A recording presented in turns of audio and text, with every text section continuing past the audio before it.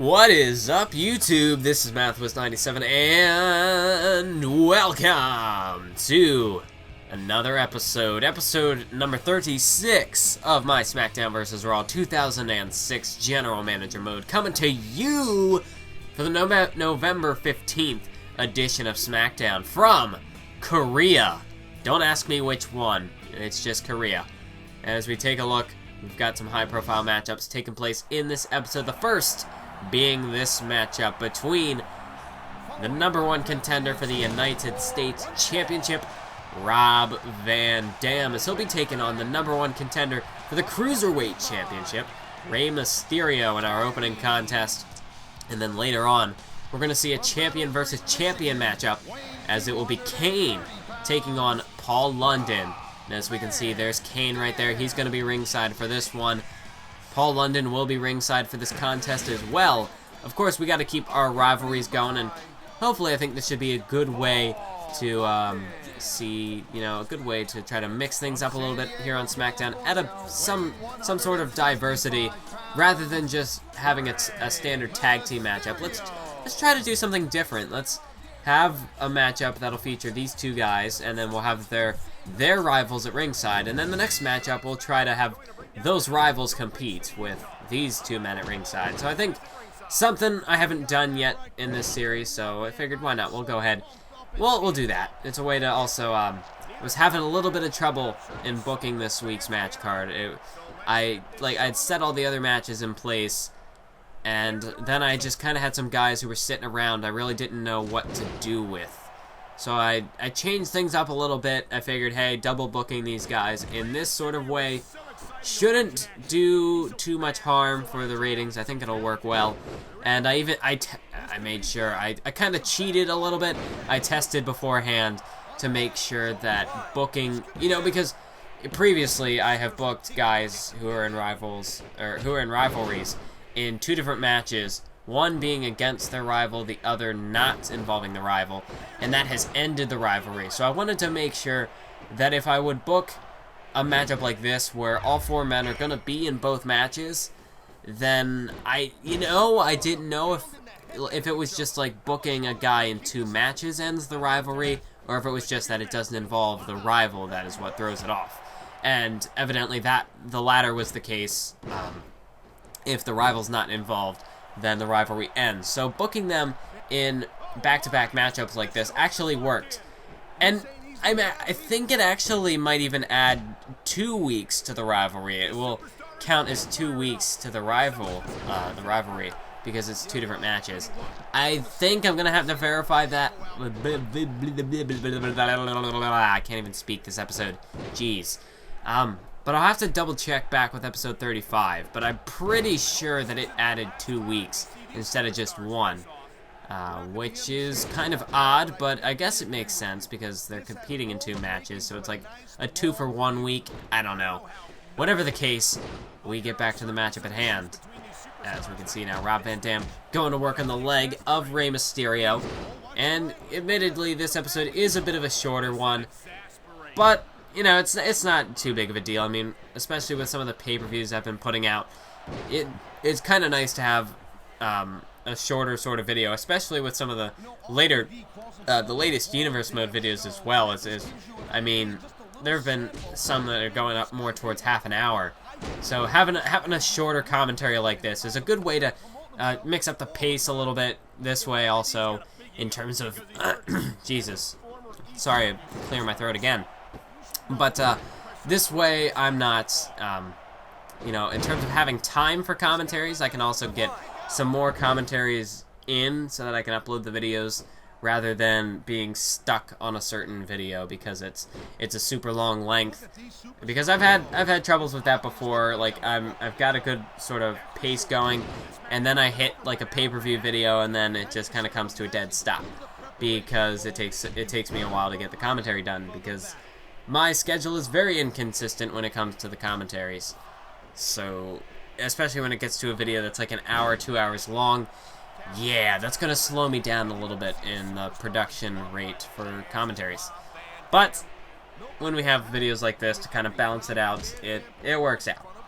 And, you know, the GM mode series I like to be a little bit shorter anyway. I like it if it's anywhere from, like, if it's around the 15 to 20 minutes is normally what I try to hit with a GM mode video. Sometimes I go over. Very rarely do I go under, but sometimes I do. I'm more of a guy, I prefer sort of the longer videos. I like having my content more bang for your buck, so to speak. Rather than, you know, breaking videos into separate parts like pay-per-views, or try to have like one match per episode, where I could have an episode like this, which might even only be like 5 or 6 minutes. I try to keep it so that every single video I upload is at least over 10 minutes. You know, not including promos and updates and stuff. But as we see, Rey Mysterio, 619! 619 right there to Rob Van Dam. And Mysterio could be on the verge of victory. Look at this. Off the springboard, if I can even call the move. 2 counts. And that is it, folks. Rey Mysterio picks up the victory over Rob Van Dam. So the #1 contender for the Cruiserweight title gets the win over the #1 contender for the U.S. title. But, well, these men, they get a bit of time to celebrate, but they can't go very far, because Paul London, the Cruiserweight champion, is about to take on the United States champion, Kane. And here we go. The match is underway. But yeah, as I was saying, with any sort of like series video, I try to keep it at the very least over 10 minutes, because I'm not a big fan myself of watching, you know, a series, at least not for like wrestling videos. Actually, a lot of, like, you know, big series that I watch, if it's like a playthrough of a game or a GM mode or universe mode, what have you, I prefer it if the videos are longer. Like, they don't necessarily have to be 30-40 minutes, but if they're a good 15-20 minutes, that satisfies me. Because then, if the videos are too short, then you go through them, and then it's like, wow, what do I do now? I've watched the video. What am I gonna do now? I gotta wait for the next one. But if it's something like 40 minutes, then that's a bit more difficult to keep up with. You start to fall behind, and you can't quite keep up with the series, which I've run into issues with that several times with certain series. I actually have one series at the moment that I'm super far behind. Like, the series ended back in, like, I think April, maybe May, and it's now September, and I still haven't finished it. Yeah, I'm a little behind to say the least. But nonetheless, I mean, I like the longer videos. I'll get to them eventually, but that's why the Watch Later playlist exists. But still, if it's an entire series of like 5-minute videos, that's super quick to marathon. So I try to keep my videos at, you know, sort of a decent length where it's not too long but not too short. And I almost feel like an episode like this, where it's only 11 minutes, is a bit short for my taste. But as I stated previously, it's not too bad in this instance, when a lot of the other videos I'm uploading are longer than my normal that I try to hit. So that's just how things go sometimes. As we see, Kane went for a big clothesline. Paul London ducked underneath it. Oh, and delivers a huge kick right to Kane's face. And out going to the top rope, but Kane shuts Paul London's momentum down. He's not going to let the high flyer fly. Oh, and look at this. Kane, he's setting him up, looking for that last stride power bomb. And he goes for the cover. That could put London away. 1, 2, 3. Yes, that is it, folks. Kane makes quick work of Paul London there, and he scores the win over the Cruiserweight champion. And, god dang it. Plus 90,000 fans for Raw. This is getting frustrating. This is getting kind of frustrating, to be honest. I mean, Monday Night Raw, they're not doing a whole lot to spice up their shows, let's be honest. I mean, true, we gotta give them credit. At Taboo Tuesday, they had, okay, a steel cage tag team matchup, fair enough. They even have 80s Hogan now, which is a bit unfortunate for us, because that's a huge popularity gain for them from the free agency. Sad face. But then also, I mean, at Taboo Tuesday, they did defend the Intercontinental title for once, so I have to give them credit there.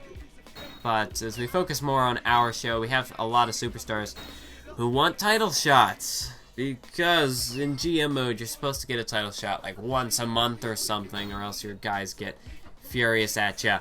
Or they don't say anything like Kurt Angle and they just leave, because that's always professional.